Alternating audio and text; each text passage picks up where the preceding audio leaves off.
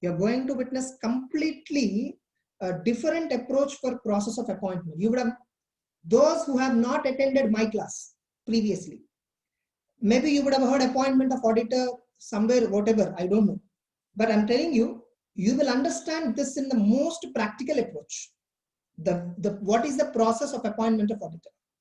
The process of appointment of auditors has been discussed separately for government company, and it has been separately discussed for non-government company.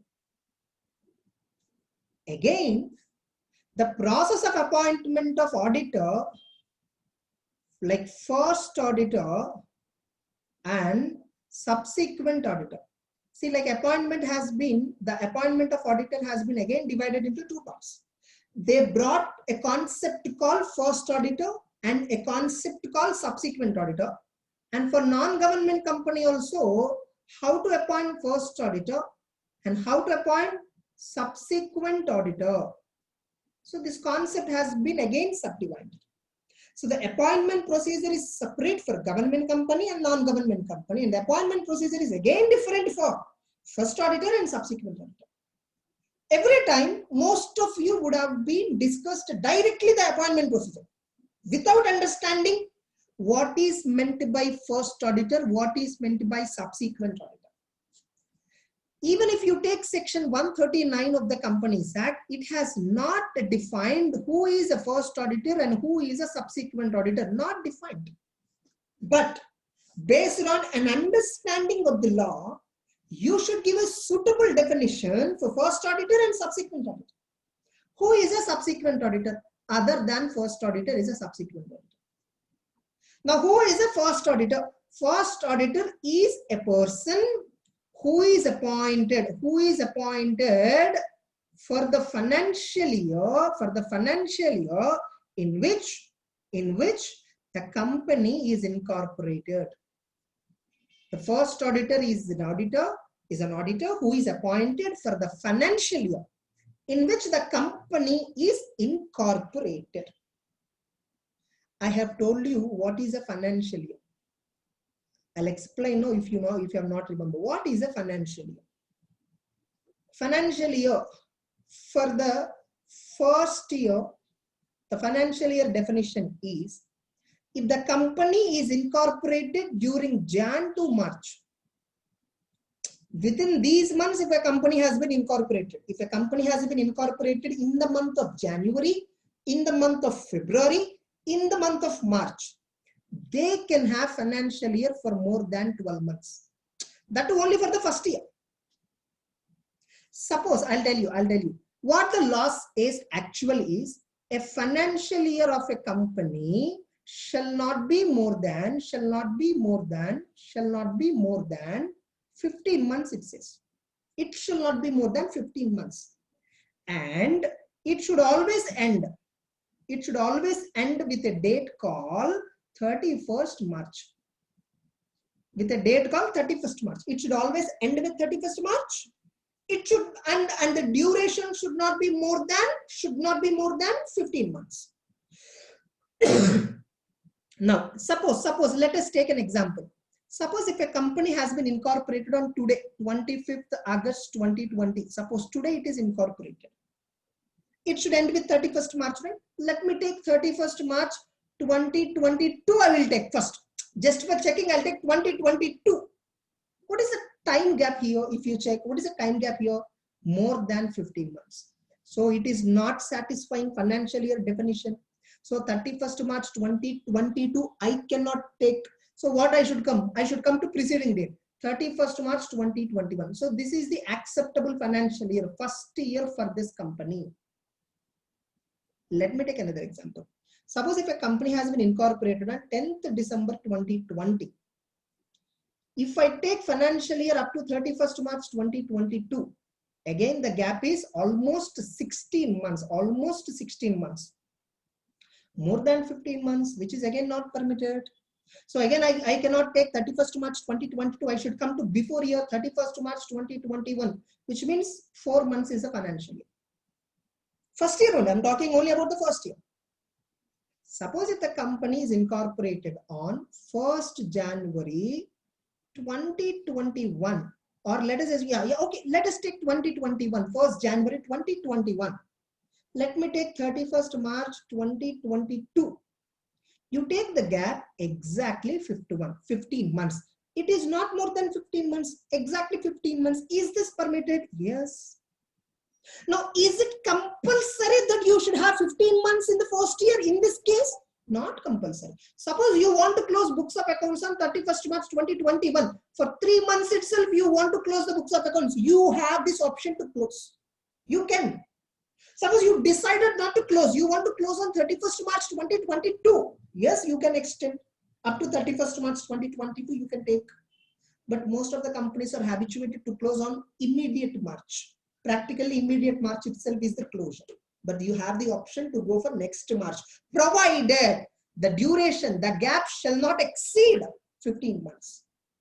And once suppose let us assume 1st January 2021 to 31st March 2022 is your first year. First year. What is the second year?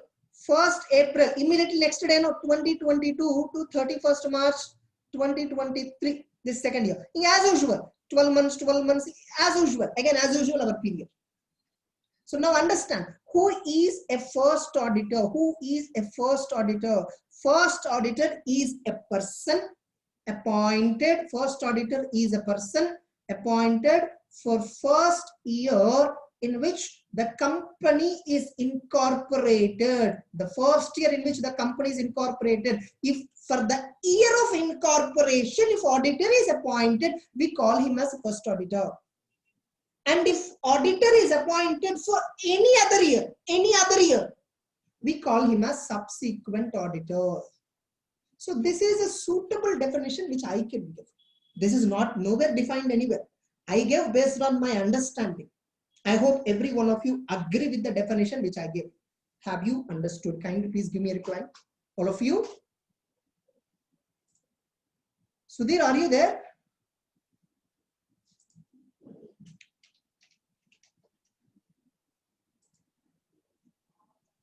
Sudhir?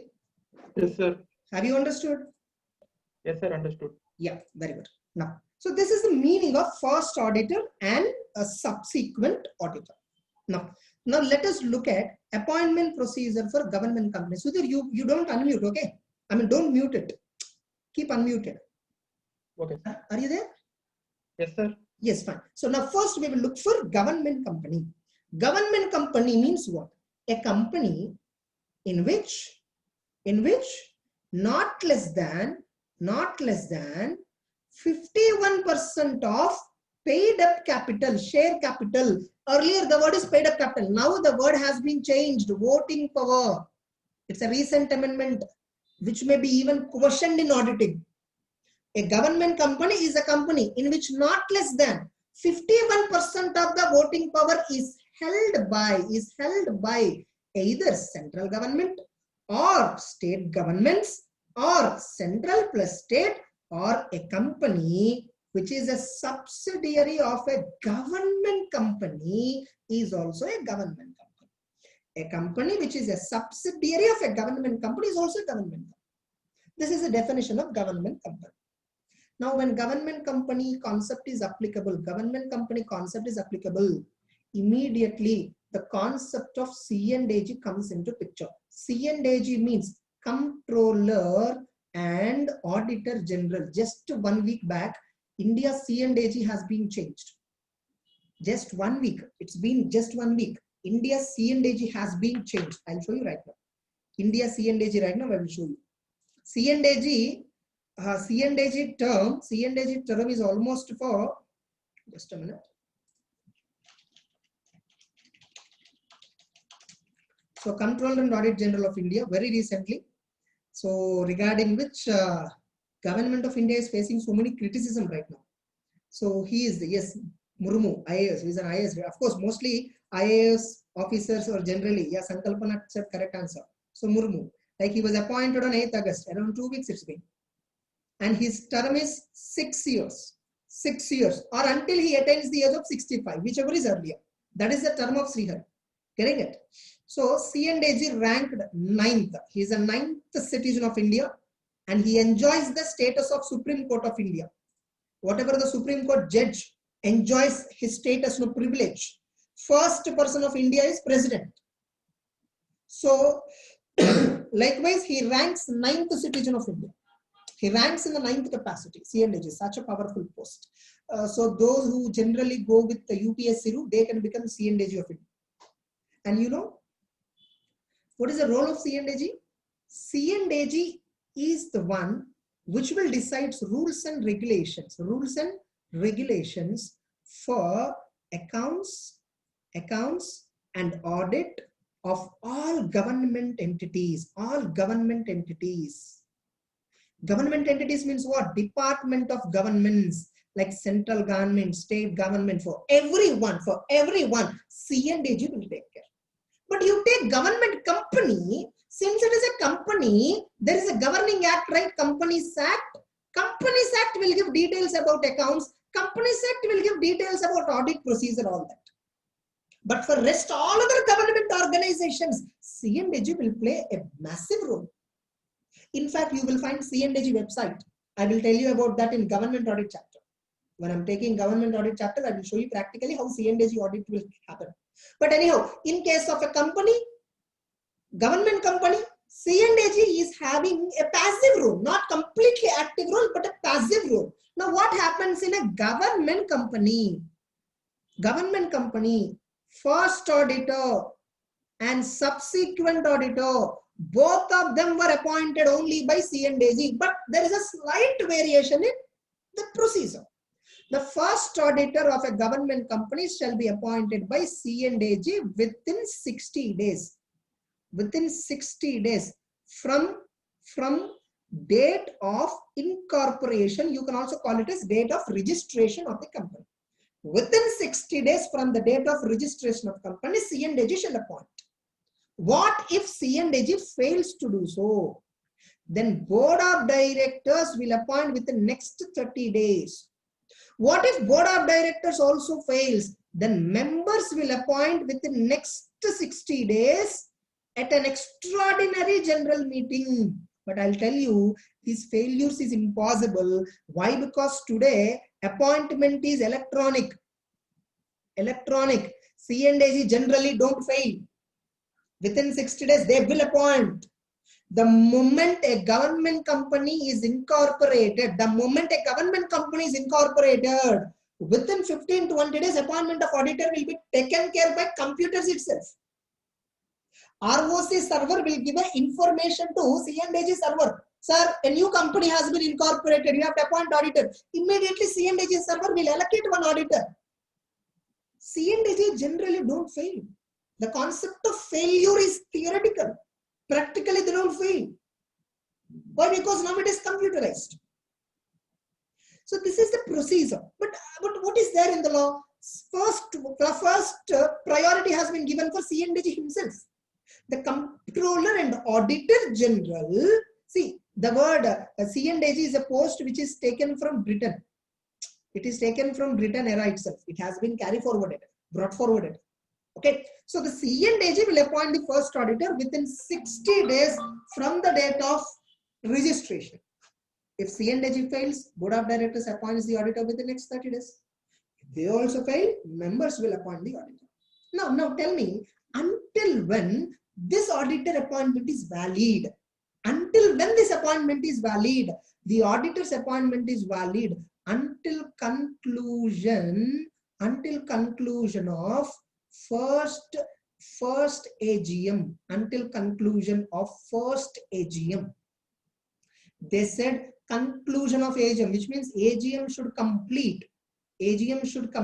Suppose AGM is started on today and AGM is completing on after 3-4 days or after a week, then after a week date you have to consider, not the commencement date, completion date you have to take.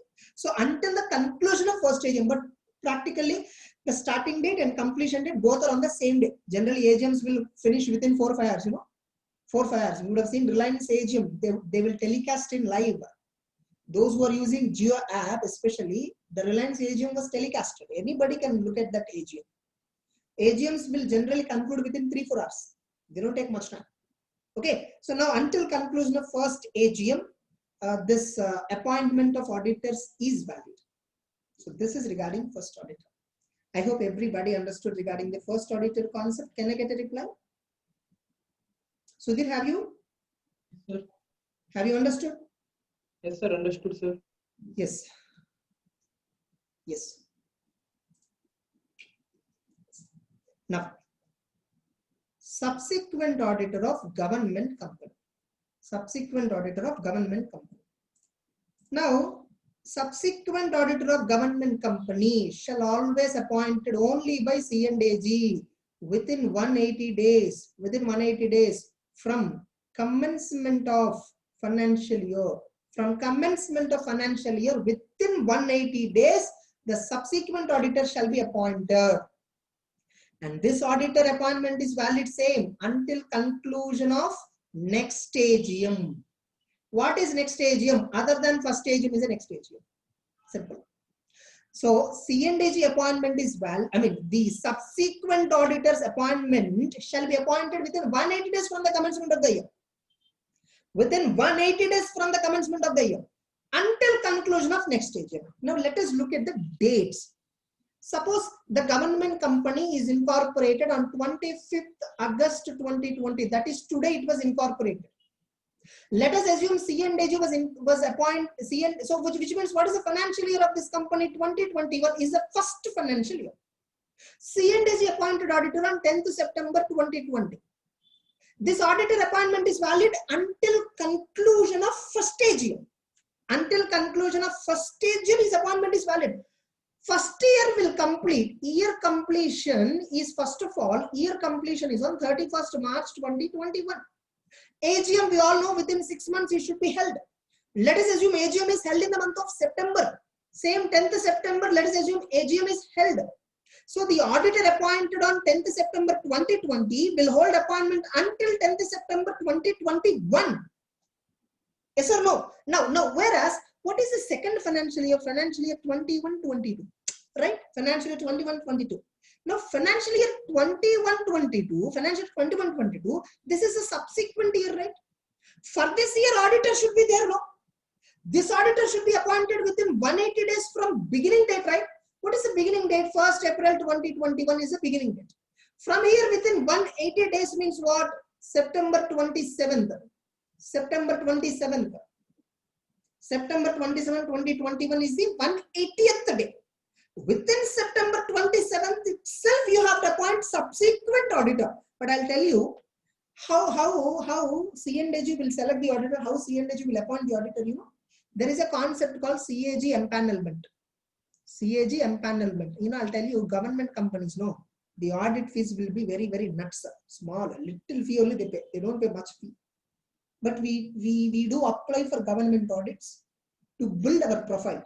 That's the only reason. Only for showcasing experience, we do government audits. In fact, no, in government companies, we don't do audit, first of all. That's a fact.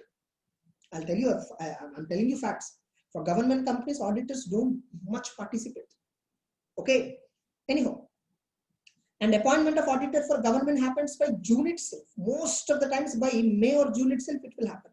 They don't even wait up to 180th day.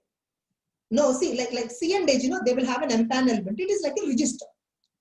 My firm and all my friends' firms, almost every audit firm in India, no, they have some criteria. They have some criteria. Who can register with C&AG? They have some criteria. The firm should have minimum 3 partners or 5 partners. It should be a partnership firm. Some criteria was there. Those auditors who meet with that criteria will apply application for the C&AG. Sir, dear C&AG, we are interested to do government company audits. We will apply for application. C&AG will store in the register. My name, my firm name, my friend's firm name, all the firm names in India, they will store in the register. Whenever they have to appoint, no, they will select some of us on a suitable basis and make an appointment. This is how C&AG appointment will happen. First, we have to register. Suppose you don't register for C&AG, you will never get government company audit. First, you have to register with C&AG that you are interested to do audit of government companies. Only then you will get appointment letter. Otherwise, you will not be appointed at all. And you know, in C&AG, they will appoint continuously for 3 years same auditor. Of course, at a time, 3 years appointment will not be there. Appointment will be reappointed for 3 years. Generally, 3 years is the period for which you will be reappointed. 3 times you will be reappointed. Are you clear? So now, suppose you take on 1st April 2021 is the second year first date, no? 30th June 2021, they appointed Mr. B as subsequent auditor of government company. First year, Mr. A was appointed. Mr. A was appointed for first year. Suppose you take 30th June 2021. If you take that date for this company, there are two auditors as on the date, A and B. A is appointed for 2021. B is appointed for 21-22. Understand? The dates of appointment, the period for which they were appointed is different. Maybe two auditors were there on the same date, but A is doing audit of 2021, B is doing audit of 21-22. A's appointment expires on 10th September 2021, which is first AGM. B's appointment will expire on subsequent next AGM, which is 2022 September AGM. I hope everyone understood. Sometimes B may not be there. A will only be reappointed. B may not be there. A will only be reappointed. That is also possible. In fact, that is what possible in reality. Hope everybody understood. Sudhir, have you? Yes, sir. Where did you take class, Sudhir, previously? My student or my class or previously what? Masterminds only, sir. Okay, that means you would have attended my class, no? Yes, sir. Fine. A similar dates I've told even previously, but dates will change. But similar concept I've told previously. Fine. I hope everybody understood regarding government company, first auditor and subsequent auditor. With this, the concept of first auditor and subsequent auditor for government company is over. Okay, so let us read that. Then we will go and discuss for non-government company. Yeah, Sudhir, please read the 6th question. Explain the provisions related to appointment of auditor of a company. Section 139 of the Companies Act 2013 contains provisions regarding appointment of auditors. This section divides the appointment into two parts: appointment of first auditors, appointment of. Just a minute, sorry. Built for government company. Yeah, Sudhir, are you there? Yes, sir. Yeah, please once again read, no? Answer, once again read the answer. Okay, sir. Section 139 of the Companies Act 2013 contains provisions regarding appointment of auditors. The section divides the appointment into two parts: appointment of first auditors, appointment of subsequent auditors. Further, the appointment procedure is separately dealt for government company and non-government company. Appointment of just a minute. Somebody is asking a doubt.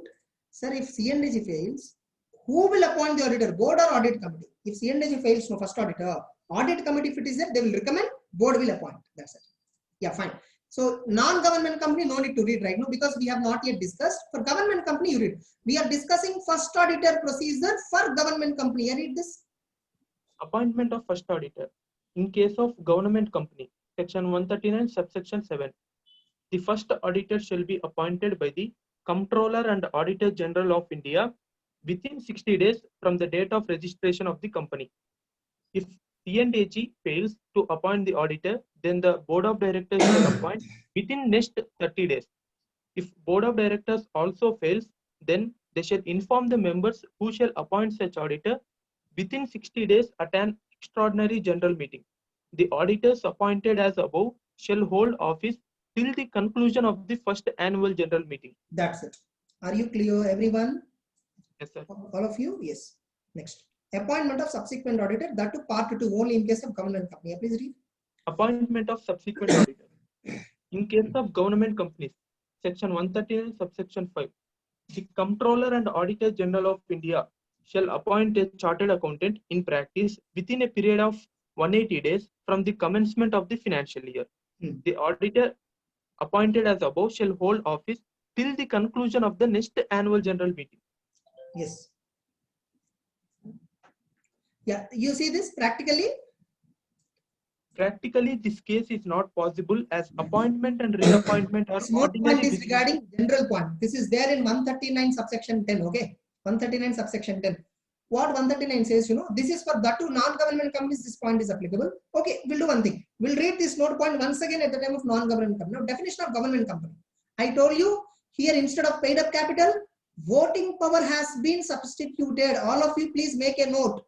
The word voting power has been substituted instead of paid up capital. Yeah, please read. Definition of government company. A government company is a company in which not less than 51% of the total voting power is held by the central or any state government or governments, or partly by the central and partly by one or more state governments, and includes a company which is a subsidiary of such a government company. That's it. The definition of government company is same. Okay. Only thing is the word paid up capital has been eliminated and the concept of voting power has been brought into picture. That's it. So that's regarding appointment of auditor for government company. Now let us discuss appointment of auditor for a non-government company. For a non-government company. Same for non-government company, the appointment procedure has been divided into two parts, first auditor and subsequent auditor. The first auditor of a non-government company shall be appointed by board of directors. Of course, if audit committee is there, they will take audit committee recommendation and then board of directors will appoint. Board of directors will appoint within 30 days. Within 30 days from the date of registration. Within 30 days from the date of registration. If board of directors fails, no, then they shall inform to members, who shall appoint within next 90 days. Who shall inform within next 90 days at an EGM. At an EGM. And this auditor appointment is valid until conclusion of first AGM. Until conclusion of first AGM. Now let us discuss subsequent auditor. Then we will focus on dates concept. Okay. Now, subsequent auditor. Subsequent auditor shall be appointed only by members. In non-government company, it may be listed or unlisted. It may be private company or public company, whatever. Subsequent auditor of a non-government company shall be appointed only by members. There is no concept of failure also. Only members should appoint. Where they should appoint? At AGM they should appoint. At AGM they should appoint. Only AGM, not even EGM. AGM they should appoint. Who shall hold office until conclusion of 6th AGM from the AGM where he was appointed. From the AGM where you were appointed, from that AGM till 6th AGM the appointment is valid. People say auditor is appointed for 5 years. Auditors is appointed for 5 years. Many say auditors of non-government company will be appointed for 5 years. That statement is wrong. Auditor will be appointed for 5 financial years. This is a right statement, more accurate statement. The subsequent auditor of a non-government company will be appointed at a time for 5 financial years. At a time for 5 financial years. At a time for 5 years is wrong statement. At a time for 5 financial years is a right statement. Now let us look at the numbering. Suppose a private company, some non-government company is incorporated on 25th August 2020. 25th August 2020. On this date it was incorporated.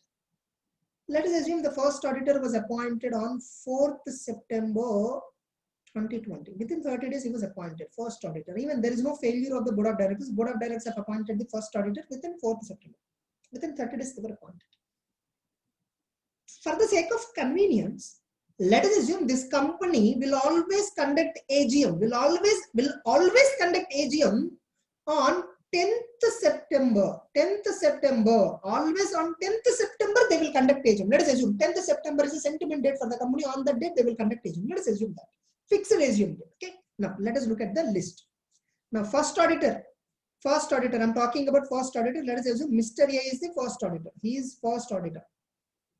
He was appointed on when? Appointed on 4th September 2020. For which financial year was appointed? First financial year, no, 2021. What is the closure date of the financial year? Closure date is what? 31st March 2021. What is the AGM date for the financial year? 10th September 2021. That is the first AGM, no? So what is the AGM number, by the way? Number of the AGM is what? This is the first AGM. This is the first AGM. What is the appointment validity? Validity appointment is only up to AGM, no? So which is validity up to 30th September 2021. That is a validity. Yes or no? Now let us assume 10th September has been arrived. Now on that date, Mr. A appointment is over. No, he will leave. Now in that AGM, shareholders have to appoint another auditor. No? Let us assume Mr. B is appointed. By the way, how do shareholders appointed Mr. B? They have not appointed Mr. B. Mr. B was selected by board of directors on the basis of audit committee recommendation, and that Mr. B appointment is approved by shareholders. So Mr. B is appointed on when? 10th September 2021. Now remember, Mr. B appointment is valid. Mr. B appointment is valid for 5 financial years until 6th AGM. Until 6th AGM. Now I'll ask you one small question. Everyone should answer me. Everyone should answer me. When will the auditor be appointed? When will the auditor be appointed? Will he be appointed before commencement of the financial year, or will he be appointed after completion of the financial year? All of you, Sudhir, you tell me. After completion of the financial year, generally auditor is appointed. So financial year అయిపోయిన తర్వాత appoint చేస్తారు, which means after closure of the financial year, auditor will be appointed, is it? But for the financial year 21-22, Mr. B is appointed before completion of the financial year only, sir. No, it is neither before nor after. It is during the year he will be appointed. Correct, no? During the year. I'll show you. I'll prove you right now. So 10th September 21, no, he was appointed. For which financial year? 21-22. 21-22 means closure date is what? 31st March 2022. Before 2022, he was appointed. After 1/4/2021, he was appointed. So auditor is not appointed before the year or after the year. Auditor will be appointed during the year. Always remember. Okay, anyhow. So until which AGM his appointment is valid? This is the AGM when he was appointed. From that AGM, 6th AGM. Correct, no? 6th AGM we will list out. Let us assume this is 1, 2, 3, 4, 5, and 6. Yes or no? We need to list. So I just have to number now. We assumed AGM dates are constant, just for the sake of convenience. 10th September 2023, 10th September 2024, 10th September 2025, 10th September 2026. So auditor who is appointed on 10th September 2021, his appointment is valid until 10th September 2026. Correct or not? Which means, what are the years he will do audit? See, like first financial year he will do audit is 21-22. That books of accounts are closed on 31st March 2022. And that year corresponding AGM is held on 10th September 2022. Correct? Second year what he will do? 22-23. Books of accounts closed on 31st March 2023. AGM is held relating to that on 23. Third year what he will do? 23-24. That books of accounts closed on 2024. Then he will do audit everything and it will be approved in AGM on 24. Then he will do audit of 24-25. That books of accounts closed on 25. That books of accounts will be approved when in the September 25 AGM. Next year do audit of 25-26. Correct? No. That books of accounts will close on 26 and that will be approved in AGM of 26. With this, his appointment is over. With this, his appointment is over, valid. Now, you see how many years he did audit? 1, 2, 3, 4, 5. He did 5 financial years audit. Have you all understood? Now, if you see, this is company second AGM, this is third AGM, this is fourth AGM, this is fifth AGM, and this is 6th AGM. You see the AGM numbers. Companies know when they number AGM, no, they will number cumulatively. Suppose Reliance Industries have conducted their 43rd AGM recently. 42nd or 43rd, I'm not sure exactly. Recently. Which means, now tell me. Actually, they have appointed auditor in 39th AGM. Reliance have appointed auditor in 39th AGM, which is, I think, 16-17 year. I think 16-17 year, they have appointed an auditor. Whose appointment is valid until 44th AGM. From 39, if I take 1, 6 will be 44. In 39th AGM, if auditor is appointed, from that AGM, 6th AGM, no. 6th AGM, no. Therefore, 6th AGM is 44th AGM. If you see notice of Reliance, no. AGM notice, no. If you see notice, no. Auditor will be appointed in 39th AGM, whose appointment is valid until 44th AGM. This is nothing but 1 to 6 only. The AGM where he was appointed, that AGM will be taken as first AGM. And from that AGM, 6th AGM. AGMs, no, companies, no, they don't say every time first AGM, second AGM. They number it cumulatively. Sudhir, have you understood? Yes, sir. Rest of the students, kindly give me through chat box. Have you understood the dates and all? The 39th, 44th, all that. So suppose if the first AGM means the auditor where he was appointed, the AGM in which he was appointed, suppose it is held in July, whereas the 6th AGM from that AGM is going to be held in September. If you see the gap, no, more than 5 years. Suppose if the 6th AGM is held in May itself, the gap is less than 5 years. So auditor may be appointed for more than 5 years. Auditor may be appointed for less than 5 years. But he will always be appointed for 5 financial years. He will always do audit of 5 financial years. So the accurate statement is 5 financial years. Getting it? All of you? Somebody is asking me the notes. Actually, I have not made these notes in such a way that I can post. I just scribble it. I don't know how far this will be useful, but I'll tell you, this will not be much useful for you even if I post this. Not much useful. Anyhow, I'll try. I'll definitely post it. If possible, I'll post it. I'll post it. Don't worry. Okay. So from the next class onwards, I will have a separate notes for every day, so that it will be better for everybody to post. For everybody, I mean, it will be better for me to post it as it is. Okay. I hope everyone understood until now. Next one.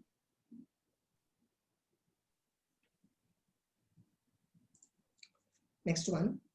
See, now always know whether it is government company or non-government company, first auditor or subsequent auditor, there is one formality before you accept appointment. First, always know, you should give consent, no? Auditor should give consent, no? Only then board of directors can recommend the auditor name in the AGM. Without getting auditor consent, no. Without I give my interest, can they recommend my name? Can they give me a surprise appointment letter? No, right? What if I don't accept? So always first they should get a consent from me. Then they will recommend. So formalities. First, auditor should give a consent letter. First, auditor should give a consent letter. A consent letter should be given by auditor. Then second one, once auditor gives consent letter, second one, auditor should give a certificate. Certificate. 2 certificates you should give. One certificate is that you are not disqualified. You have to check all the disqualifications and say whether are you disqualified or not. If you're not disqualified, say that you are not disqualified. Mention in the certificate, I am not disqualified. I am giving a declaration. This is a declaration. In fact, this is a declaration. And give another declaration that the total number of company audits are less than 20, ceiling less than or equal to 20. They are not more than 20. Also give another certificate. What are the pending proceedings against you? Pending proceedings against you. Pending proceedings against you. So you should give another certificate that what are the pending proceedings. That's it. And before you accept appointment, you have to communicate with previous auditor. Communicate with previous auditor. You should get an NOC from him. You should once talk to previous auditor. Sir, you were eliminated. Now I was appointed. No, just I want your no objection certificate. I hope your fees is paid properly. All that. So NOC. These are the formalities which auditor has to follow before he accept appointment. Hope everybody understood. So we'll read now. Sorry. So appointment of first auditor. Please read for non-government company. Appointment of first auditor. In case of non-government company, section 139, subsection 6. The first auditor of non-government company shall be appointed by the board of directors within 30 days from the date of registration of the company. If the board fails to appoint, it shall inform the members of the company, and the members shall appoint the auditor within 90 days at an extraordinary general meeting. Appointed auditor shall hold office till the conclusion of the first annual general meeting. Yes, as we already discussed. Next, subsequent auditor, non-government company. Yeah, please. Appointment of subsequent auditors in case of non-government companies. Section 139, subsection 1. Every company shall, at the annual general meeting, appoint an individual or a firm as an auditor, and the appointed auditor shall hold office from the conclusion of that AGM till the conclusion of its sixth AGM, and thereafter till the conclusion of every sixth meeting. Yes. The following points need to be noted in this regard, applicable for all appointments. Yes. Before such appointment is made, the written consent of the auditor to such appointment. The written consent of the auditor to such appointment shall be obtained by board of directors. Shall be obtained by board of directors. You just add this, no? The consent of the auditor shall be obtained by board of directors. See, both are actually same. Within 30 days, within next 30 days means simple. I'll tell you. See, suppose 25th August 2020 company is incorporated. Within 30 days means 23rd September 2020. Within next 30 days means from here again 30 days. Within that next 30 days means from here again. So next means after expiring of that date, next period will be counted. Okay, fine. Once again read, no? First point. Before such appointment is made, the written consent of the auditor to such appointment shall be obtained by board of directors. And obtain another one, yeah, a certificate indicating that he is eligible and not disqualified shall be obtained. Another one, another certificate, again subpoint, add one more subpoint, and another certificate that the total number of company audits are less than or equal to 20. They have not exceeded 20. That certificate also. So add the 20 company certificate point. You can add in your own words, okay? Yeah, fine. Next one, third one, final point. Finally, the company shall file a notice with ROC that auditor is appointed, ADT1. In this chapter, totally 4 forms will be there, ADT1, ADT2, ADT3, ADT4. I will tell you how to remember those 4 forms, okay? Yeah, please.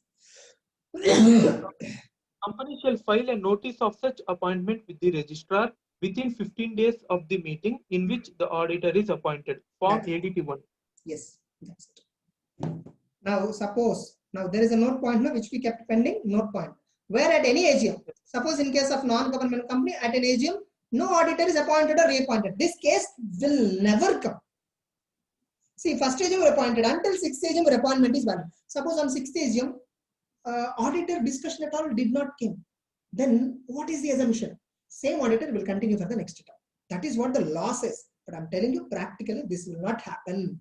Why? Because you have seen in company law, appointment and reappointment of auditor is a ordinary business activity.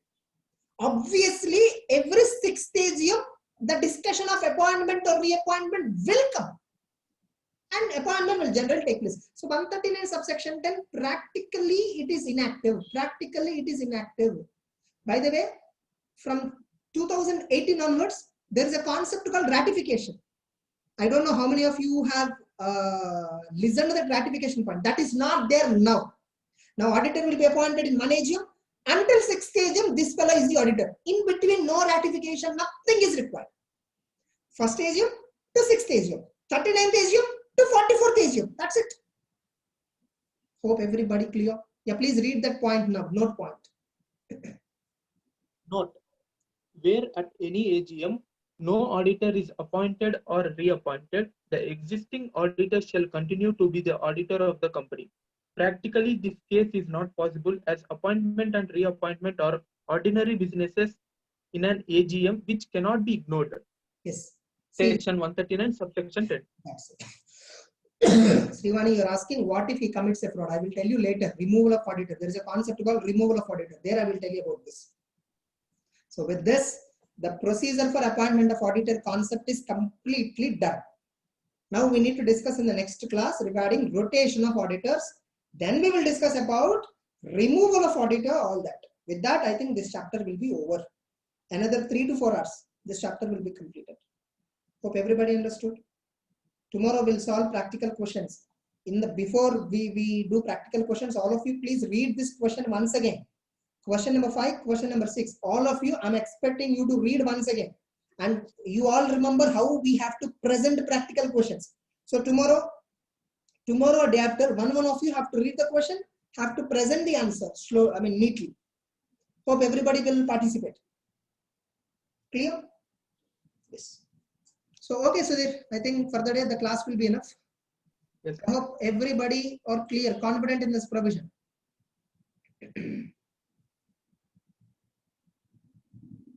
Okay. So carry on for the day.